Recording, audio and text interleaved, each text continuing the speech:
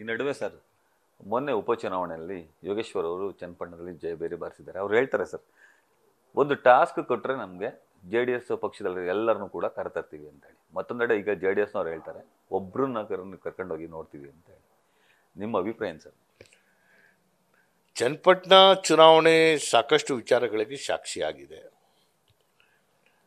ನಮ್ಮಿಂದ ಒಬ್ಬ ನಾಯಕರು ಸಚಿವರಾಗಿರೋರು ದೇವೇಗೌಡರ ಕುಟುಂಬನೇ ಖರೀದಿ ಮಾಡೋಕ್ಕೆ ಹೊರಟಿದ್ರು.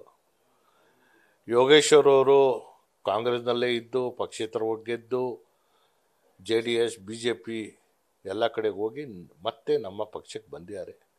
ನಮ್ಮ ಕಾರ್ಯಕರ್ತರ ಬೆಂಬಲದೊಂದಿಗೆ ಅವರು ಜಯಬೇರಿಯನ್ನು ಬಾರಿಸಿದ್ದಾರೆ.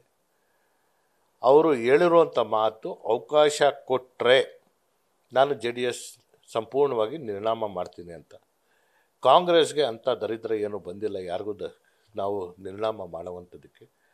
ನಮಗೆ ಯಾರ್ಯಾರು ಎಲ್ಲೆಲ್ಲಿದ್ದಾರೆ ಅಲ್ಲೇ ಇರಲಿ, ನಮ್ಮ ಕೆಲಸ ಮಾಡುವಂಥದ್ದಕ್ಕೆ ನಾವು ಮುಂದಾಗ್ತೇವೆ.